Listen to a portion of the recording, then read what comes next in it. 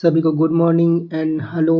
Sorry मैं अभी एक पिछले 1 महीने से वीडियो अपलोड नहीं कर पा रहा था। उसका रीज़न ये था कि मैं अपने कुछ एग्ज़ाम में फँसा हुआ था। तो अब से मैं डेली वीडियो अपलोड करूँगा। कोशिश करूँगा कि सारे टॉपिक्स कवर कर दूँ और ये सीजी टेट और टेट दोनों के लिए है। किसी ने मुझसे क्वेश्चन किया था कि सीजी टेट का क्वेश्चन कराओ और मैं दोनों के लिए है। थोड़ा सिलेबस चेंज है, बाकी सारी चीज़ें सेम है। तो आप याद रखिए कि ये दोनों के लिए है, ठीक है? टेट और सीजी टेट दोनों के लिए है। कुछ सिलेबस अलग है, बाकी सारी चीज़ें सेम है। क्वेश्चन जो सीजी टेट में आते हैं वो टेट में भी आते हैं, ठीक है? तो वीडियो को अपलोड करूँगा और साथ में हाँ, एक और चीज़ है कि इंग्लिश और सीडीपी दोनों को एक साथ लेके चलूँगा।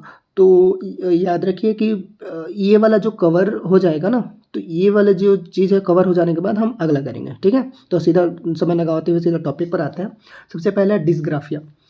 डिस्ग्राफिया क्या होता है? एक सीखने से मतलब लर्निंग डिसऑर्डर होता है जिसमें व्यक्ति को लिखने में कठिनाई होती है ना? इसमें व्यक्ति क्या होता है, व्यक्ति के दिमाग में जो सब्ज अक्षर है उसको सही तरीके से लिखने में दिक्कत होती है। जैसे कि हम किसी तरीके से बताएं, हम जैसे मैं ए लिख रहा हूँ, ठीक है? तो ए जो है वो सीधा ना लिख के वो उल्टा लिखेगा, जैसे उसी को उसका प्रतिबिंब बनाएगा ए, ठीक है? जैसे उसी प्रकार और बी, जैसे वर्ड ले लीजिए बी है, तो बी को सीधा ना लिख के वो उल्टा लिखेगा। इसे लिखने में दिक्कत होती है। डिस्ग्राफिया जो होता है वो लिखने के लिए दिक्कत पैदा करता है, ठीक है? किसी भी बच्चे में अभी ऐसा देखते हैं तो वो जो है राइटिंग डिसऑर्डर है, उसे हम बीमारी का नाम नहीं दे सकते। एक एक विकार होता है जो बच्चों में, नॉर्मल बच्चों की अपेक्षा कुछ ऐसे बच्चे होते हैं जो विशेष बच्चों में पाया जाता है, ठीक है? तो ये डिस्ग्राफिया जो है वो बहुत इंपॉर्टेंट है। इसके बाद अगला आता है डिसलेक्सिया। एक सीखने से जुड़ा विकार है। यह एक मतलब जिसको पढ़ने में दिक्कत होती है, पढ़ने लिखने और शब्दों को पहचानने में कठिनाई होती है। बुद्धिमत्ता को प्रभावित नहीं करता, बल्कि यह दिमाग के उस हिस्से को जुड़ा होता है जो भाषा को पहचानने और समझने का काम करता है। जैसे कि ईशान, आपने ताली ज़मी पर देखी है, अगर उसमें आप देखेंगे एक कैरेक्टर है ईशान नाम का। जो ईशान होता है उससे ही डिसलेक्सिया होता है। क्या होता है? वो डिसलेक्सिया नाम की बीमारी जिससे होती है, वह पढ़ तो पाता है चीज़ों को अपने से, लेकिन उसी चीज़ों को हकला कर पढ़ता है, ठीक है? उसको समझ में उसकी चीज़ें समझ में आती है, लेकिन वो एक्सप्लेन भी ठीक प्रकार से नहीं कर पाता।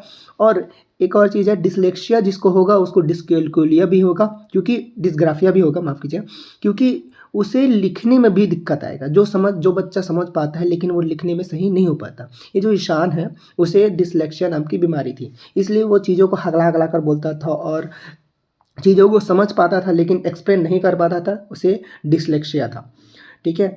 तो ये है अब इस बच्चे को देख लीजिए आप कि ये जो बच्चा है वहाँ पे डिसलेक्सिया नाम की बीमारी से जूझ रहा है। चीज़ों को समझ तो पा रहा है लेकिन उसको लिख कैसे लिखेगा, पढ़ेगा कैसे, उसे समझ में नहीं आ रहा है, ठीक है? अब इसके बाद आगे अगला आता है डिसकैल्कुलिया।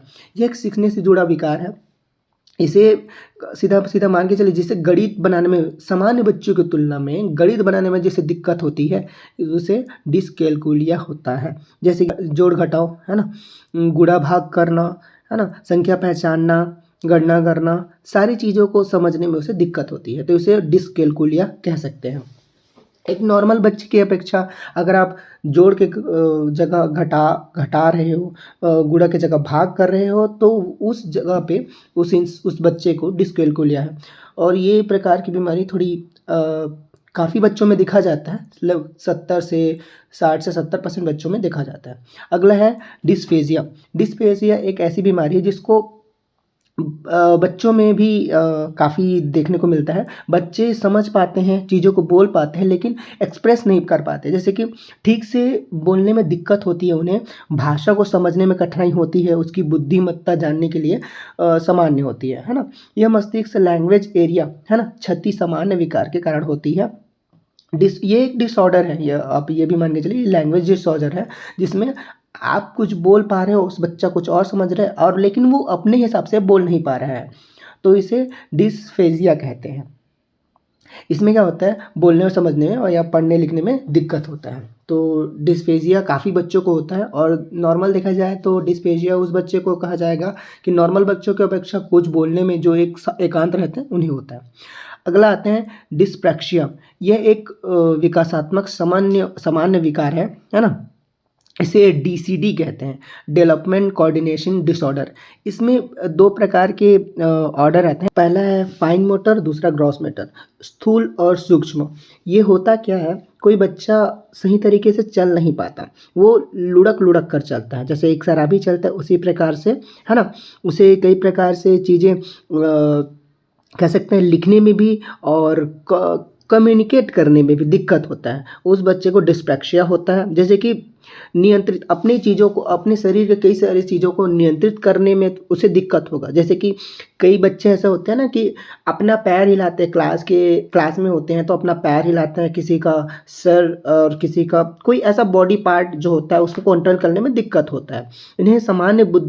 इनमें बुद्धिमत्ता तो सामान्य होती है, लेकिन इसके हाथ पैर जो गतिविधि वो अलग होती है। तो आज हमने पढ़ा लर्निंग डिसेबिलिटी, अधिगम क्षमता, है ना? तो ये काफ़ी अच्छा टॉपिक था और इससे एक न एक क्वेश्चन आता ही है हर CG टेट और टेट दोनों में। तो मैं कोशिश करूँगा आपसे कि मैं इंग्लिश और CDPU दोनों को कंप्लीट करूँ, उसके बाद हम MCQ करेंगे। ठीक है, वीडियो देखने के लिए बहुत बहुत शुक्रिया। मिलते हैं हम अगले वीडियो में। Thank you.